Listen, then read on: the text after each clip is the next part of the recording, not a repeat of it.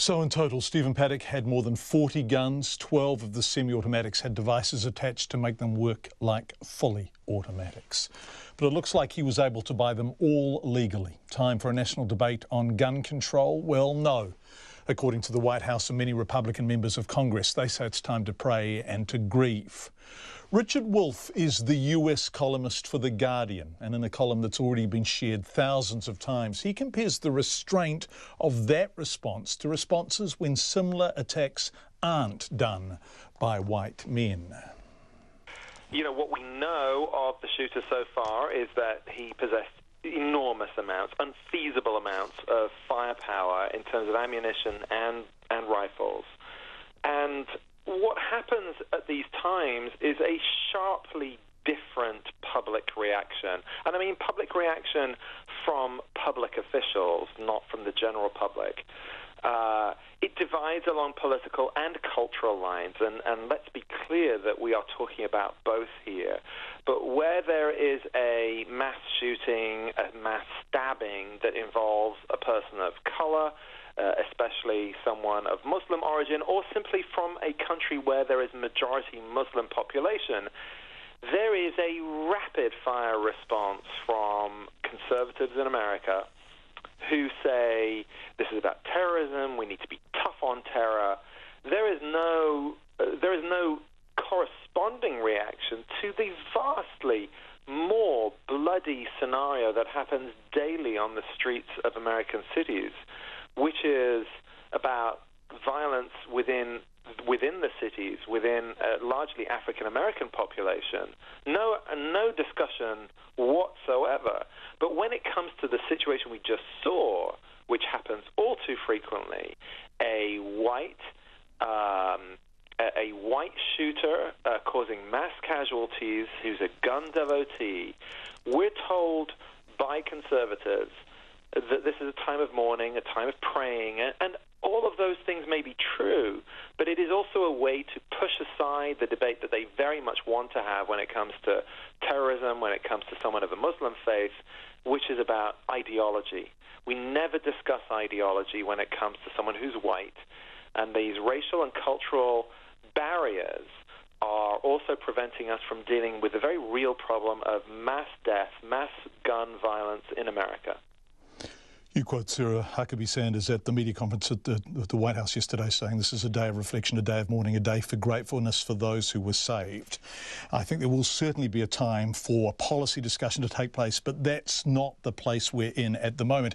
And you contrast that with Donald Trump's own tweets after attacks in London, where he is savagely critical of the state of affairs that allowed that sort of attack to arise. Yes, look, the journalists in all of us say, wait until you have the facts.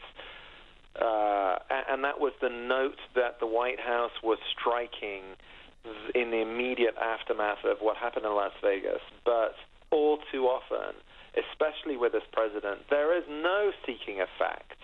There are assumptions made and broadcast on social media. There are personal attacks made on public officials in allied friendly countries, and it's just very hard to reconcile the two approaches, what we saw after Las Vegas from this White House and what we've seen after every other mass casualty event, especially those overseas, especially those involving anyone who seems of an exotic origin.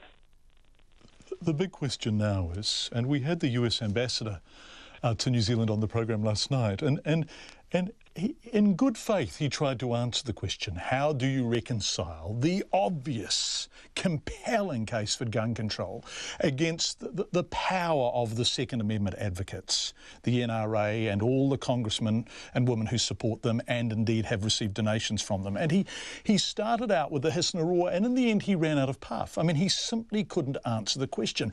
How does America reconcile those two completely different worldviews around the right to bear arms? Can America bridge that gap?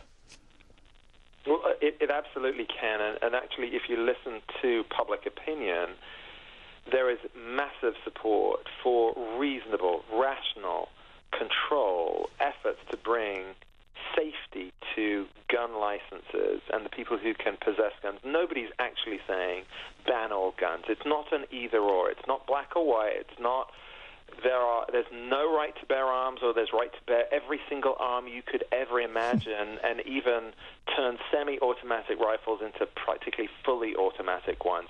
That's not the debate that's happening, and that is a construct of the National Rifle Association, which has dominated this debate. But the vast majority of public opinion in America is for rational safety around guns. That means not having assault weapons. That means not having semi-automatic rifles or even things that approach fully automatic rifles.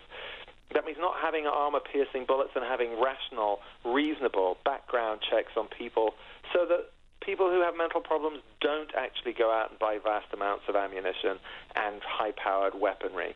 So that's where the public opinion is, and yes, like any democracy, well-organized interest groups can have undue influence. It really is about the majority organizing themselves and saying, this is what we stand for, this is what we demand, and you may feel under pressure from the NRA, but you're going to feel even more pressure from the voters who put you into office.